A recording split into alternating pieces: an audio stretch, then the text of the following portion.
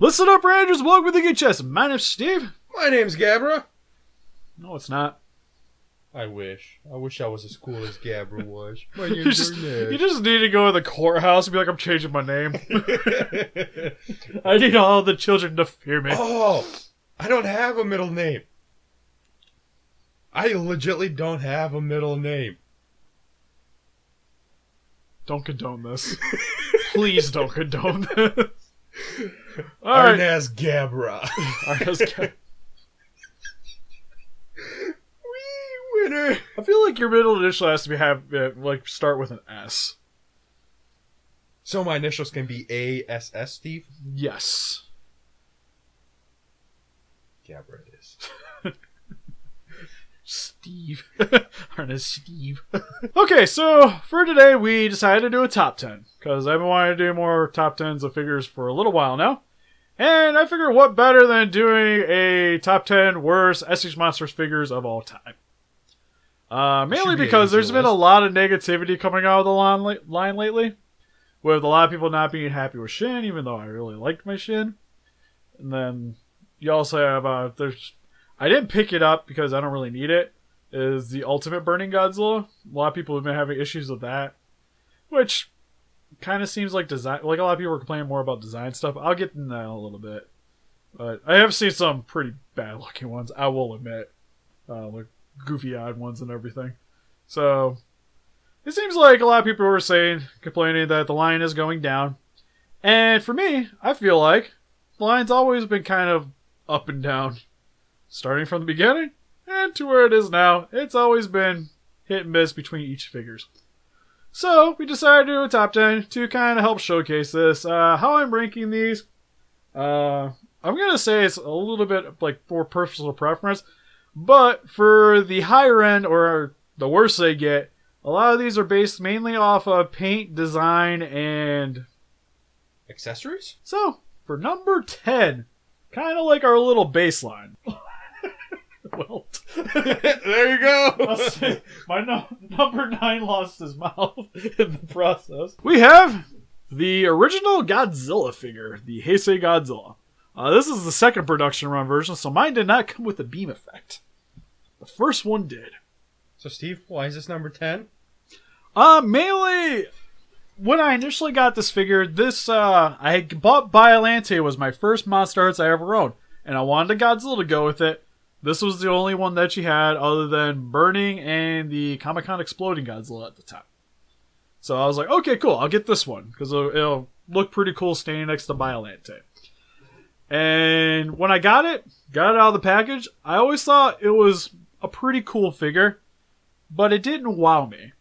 Most Monsterarts figures, when I open them up, I'm all like, yes, super excited, ready to mess around with them, do little pictures, stuff like that. And this guy, I was just like, he's cool. There you go. Whatever. He's got some weird little gaps that you don't see, say, on the Rebirth version. Because the Rebirth version is a nicer version of this one. Same with his mouth is slightly weird looking. And it's more of just, this is where I'm going to say is just personal preference. Because for these other figures, I've been more wowed by some of these ones, but they have more issues. He is just the one that I'm like, he's not bad, but he's not amazing either. Alright, number 9. We have the SH Monsterarts King Ghidorah. You know, this entire time I was going to be really pissed off at Steve until right there. I just... Damn it! Can you see my problem with number 9 here? But like, I really love this guy in the movie, though. Oh, no, he's cool in the movie. I really love the movie that he's from. I think overall, the figure design-wise, awesome. Yeah. He comes with those accessories, right? Yeah, and he comes with a crap ton of accessories for his, what I would say, pretty low price of $150. Like, he literally comes with anything that you would ever want for a Mecha King Ghidorah. He even came with the Dorats that he didn't really need to come with. And with what I've seen from the line, maybe could have even been its own separate release. Or came with a special colored version or something they maybe would have wanted to have done later. My issue with this figure is, we already said, Spirit stated that number 10, this figure already wows me way more, like way more impressive looking. But mine likes to fall apart, and I've heard this complaint from a lot of people. And this is the most easily fall apart thing on mine, and I really gotta just add some nail polish to the tip of this to make it fit a little better. But I have issues when you articulate the tail. The tail likes to pop off in random spots. A lot of that's mainly because it is a figure with a ton of ball joints. Ball joints do pop off. It happens. But more so on this figure. And especially at the neck area. If you're going to move this anywhere to the side and shimmy it, I've had this pop off so many freaking times. And the issue is it has these little tubes on the side connecting to the heads. You see right there? Yeah. When they pop off, it is a pain and also terrifying that you're going to rip out those tubes. You know what my issue is? Like, looking at this, I'll be afraid that all this stuff would just break. All it takes is one fall from and this there's guy. little pokey parts that are fairly easily breakable on this figure. And then even, like, the center head isn't really articulated. Like, this part is a little bit more articulated, but getting down to the base, it really scares me. And I almost wish that the articulation maybe started right here and then moved up. Should have done that. Like, maybe limit the articulation just so you don't really have to worry about this part popping out. I really wouldn't have complained. And that's mainly more of just like a personal design choice. I feel like that would have improved the figure a lot. And it's just one of those that when stuff starts popping off it, it is a pain in the butt to put back on. Which is why I'm going to put this at number 9. Number 8. Godzilla 1964. This is the original version. Ow. Why am I getting hit? It's 64. It's automatically the greatest suit ever, period. Okay, that's opinion, but whatever. No, it's a fact. Opinion. Fact. Opinion. 62 is the greatest suit ever.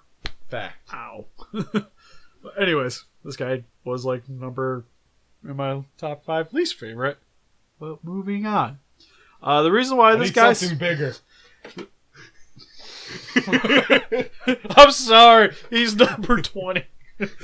But anyways, for the 64 Godzilla, it's another one of those situations where I got this guy out of the package and wasn't just impressed. He has a little bit more gapping on the back here from the spines than I would like to see. Nothing major, but you can see it in the light from like this angle. It's slightly noticeable, but for the lot of the time I have him angling inside, so it's not even that big of a deal. But my problem with this guy is his height. Because he's super tiny. He's super tiny. He actually just grabbing regular Heisei Godzilla stands decently higher than him, which didn't really bother me that much because I'm like, okay, sure, he should be smaller, right? Because the Heisei Godzilla was bigger. Makes sense. Problem is, they put out the 1954. The 1954 is the same size as the Heisei. So the 54 is bigger than the 64. Bastards. I know, right? And for his size, I really would have liked to have seen him come with an accessory. They did he really on him, didn't they? Yeah, because when they put the emergence version out, it came with a beam effect. And the beam effect didn't really make or break that figure for me. Because what I'm talking about is when they use beam effects, I almost kind of wish they would do like the illuminated spines like Spitfire version, like the 2014. Because then it kind of makes sense to have the beam because we're shooting the beam out. Those spines are illuminated, right? But when they put the Dusty version out, it doesn't have those illuminated spines. So why couldn't have this one came with a beam effect? I never understood that. Like, you guys already like cheaped out on this figure, making it shorter and everything. Please give us some accessories. Yeah, because initially I just thought it was a design choice because, again, it's a show-off figure, so it should be a little smaller. But then they put out show-off figures that aren't the same size, so really could use some accessories with this guy to at least help with that price point that he was at. Is it a bad figure? No. Just could have been a little bit better. It's one of the times where I would almost say that the reissue is definitely the one to purchase. Number 7. This might be controversial to some of you guys. The SA Monsterarts got Shin Godzilla. 2016. Boom, boom, boom. I like this figure. People were like, oh, well, why not? It's just a bad figure. I'm like, I think it's cool. I like his tail. I like that it can stand up by itself. The sculpt is really nice for it. It's just the paint job is really meh. Probably one of the most meh paint jobs in the Monsterarts line as of right now. It's pretty meh. Yeah, the main reason I have him here too is because my version isn't that bad. I've seen some better versions, which a lot of people really like those. I've also seen better versions where people still crapped on it. Mine has a little bit of the redneck issue, but it doesn't really bother me any because I still think the figure is super, super cool. But I kind of have to take into effect that there is bad versions of this. Like Diego Doom had one where it literally had like the teeth was just red. At least my teeth are painted. And with that release, it was very hodgepodge. So I'm going to put him here at number 7, even though I do think it is a impressive looking figure. But the paint job is mainly what really holds this back. It's not that it didn't come with accessories. Doesn't bother me. It would have been cool though if he came with like 2 beams, one for the tail, one for the mouth. But then he should have been purple. Right? Like this one I actually think should came with like a plume of smoke coming out of his mouth. Or even the fire would have been really cool. Oh, that would be so cool. Like you get like the smoke that's going up and you just put it in his mouth, you know? Yeah, kind of like a la like Ultimate. And just have it like, just kind of like permeating out of his, by his lips. That would have been neat. Suggestions, people! Yeah. Number 6. Which I want to beat up Steve for this one. We got a flying guy, which we have here is the SH Monsterarts Battra. He chose the wrong flying guy. Should be Mothra. I like Mothra and Battra have mostly the same issues. Battra has one extra problem, which is why it's here. And I think Mothra's just prettier, so I like Mothra more. But anyways. Shin Godzilla, attack him. Please don't. His dorsal spines are sharp. Exactly. The issues I have with the Battra figure is not sculpt or paint job. Both are done very well. Problem is, if you go to articulate his little legs, they like to pop off, which is super freaking annoying. Mothra has the same issue. The only issue is, and I'll put up a photo, is that when his little legs pop off, he has these little extra joints right around the leg that can get easily lost when stuff starts getting carelessly thrown around with this guy. So you gotta be really careful when articulating his lower legs, otherwise, if they dislocate, you're gonna have fun putting them back on, and also have to worry about losing random parts. Next is his stupid little flight stand. I have it sitting so close to the table because initially I had this figure up sitting up higher because the stand could hold it up high, and I was like, cool, I have him sitting up higher. Then he fell over and chipped off a little tip of the wing. I had to reattach it. You can't really tell at all, which is really nice. But now I have it sitting like this because this is a super tiny little stand for this gigantic figure to sit on. It's a stupid choice. Stupid design. It really should have been bigger. Maybe had a little bit more elongation. Maybe had something to cup the back end of Battra here. Just to really hold it in. I don't think it would have really hindered the figure at all. Because I kind of get why they use a smaller stand so you're not losing any of the details around the legs and the body. Like, I want to be like, okay, whatever, give it a pass. But with it being such a hazard, I would have just much preferred to have a little bit more of the figure covered up just so I know it's safely secured on my shelf. Because if that breaks, there goes $100, you know. So this one is a little bit more design issues that I have than anything. Number 5. Now this is a figure that is a reissue. Oh god, it looks so bad. I like it more than the original. Easily more than the original. But it's not without its problems, which is the Spitfire Godzilla. In the review, I recommended this to people. I still do. I enjoy the figure. I think it looks really cool. Big problems with this guy, though, is just like the original, he has paint issues. Mainly with his eyes being a little bit crooked. Mine especially has a weird thing going on with the tongue where it sits off a little bit too far to the side. I can't fix it. It's just the way it's sitting. It's just weird. And with it having this articulated tail, I can keep this little back area kind of bent, but it doesn't really like to do much else, and it lays flat. So it's really cool that this part's articulated, but it's not really... Please make it do something. The most impressive thing ever.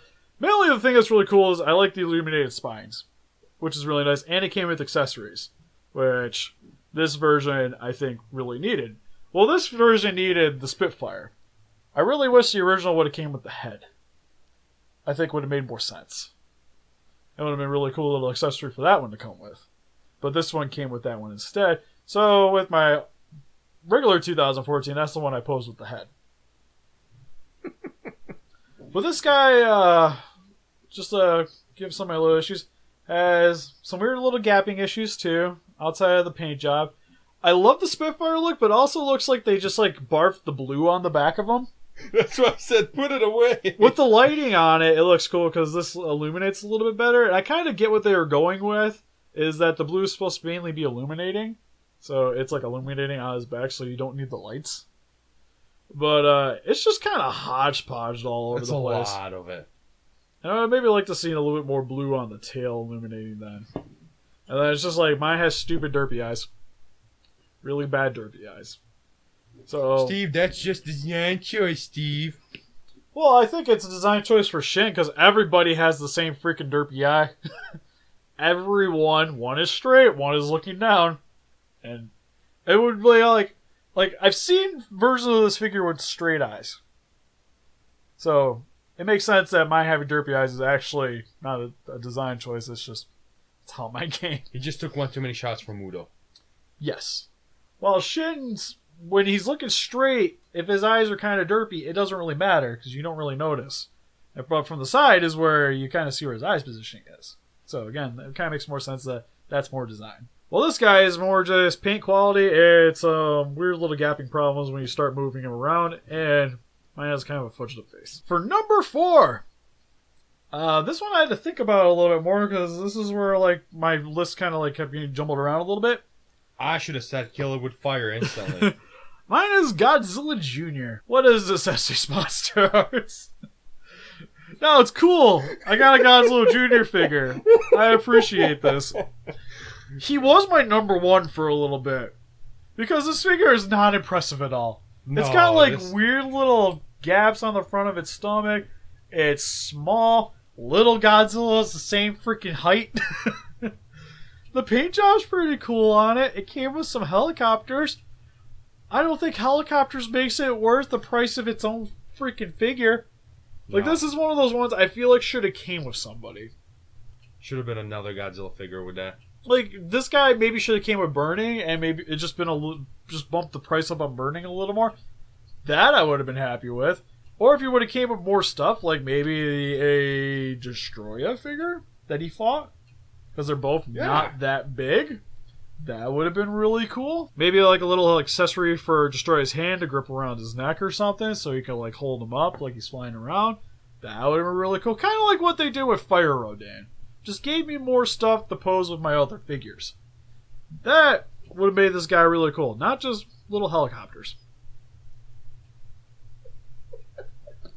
So I bumped this guy up to number 4 because after thinking about it, I don't hate him that much. And to be honest, I don't really hate the figure at all. I still enjoy it. Like, it's not like I've been like sold this guy off or anything. Like, I still like it. It's just I wish there was more bang for your buck with this guy. Because when I picked him up at $55, it did not feel like it should have been anywhere near. Should have been like $25. Like, it's Japanese, so I'm like 30-ish would have been nice. He just has to argue with me, doesn't he? Like, he should have been more Figure Arts price, not Monsterarts price. Okay, for number 3, it's another one of those figures that is impressive to look at, but I have issues with.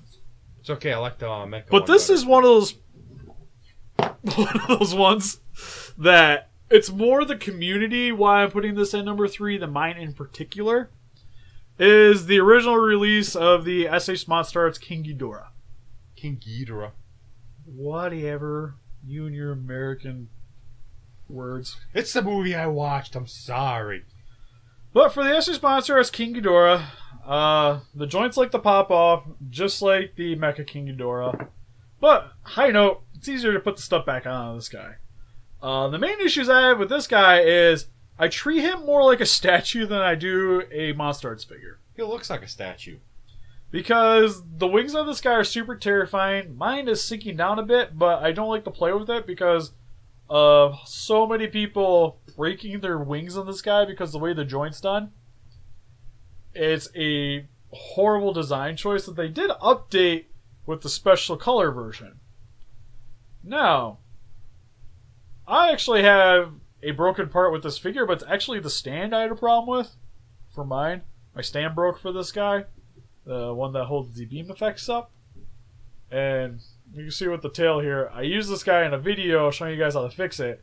And new stuff likes to pop off of him now, so I gotta do that too. When I went to pick him up, this part of the tail fell off. It's like you fix one joint, the next one breaks, and there's like 30 joints in each tail. Yeah. So this is one of those, like with the wings.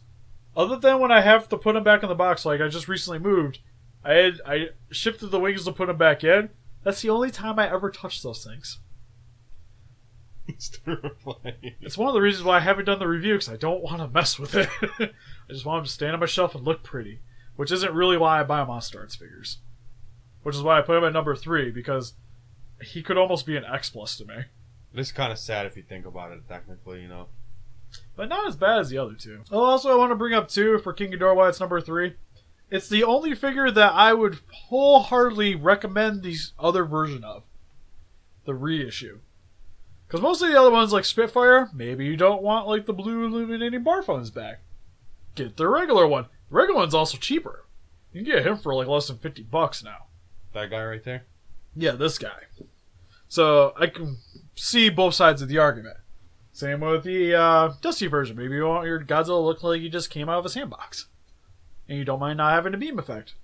Then get the other one, even though it's more money. But it's like the one that's standing on your shelf, I think is just more presentable. While the other one, I think, is cooler. But not for everybody. King Ghidorah, on the other hand, they actually updated the joint for the wing to make it better. It also comes with a flight stand and a bunch more extra stuff to get with it. Like, why not buy that one? It's literally a better figure. It is the only repaint that they actually updated the actual toy and not just painted it different. So, buy the special color version. It's even cheaper. Is it? Yeah, it's a cheaper King Ghidorah. The only problem is you have to live with the funky color gravity beams, but it's a small price to pay. Now, for 2014 here, same problems I had with the Spitfire, but it didn't come with anything. And the paint job is a little bit more stand out on it because you don't have the blue beam effect going on in the back. They kind of deter you away from all the other stuff that's going on with this figure, which mine has weird little red things going on its face. A little bit on the chest here. Mine, sadly, or thankfully, I should say, doesn't have the derpy eyes. So, I actually had a decent version of this. Mine, though, and same thing. Tail doesn't really like to do anything, which is depressing. Gapping here, just like on the other one. Big gapping issue, this one does. Yeah, which is the same thing on the Spitfire version, too. But the reason why he's number 2, because he was another one of those figures when I opened it up, and I was just kind of like, eh. Like, it's cool. It's a nice Monsterarts figure. Well, it was the first SH 2014, so you were super excited about it. Yeah, like, you wanted it. And it's cool that it's different than the NECA version. And it is still a better toy than the NECA version.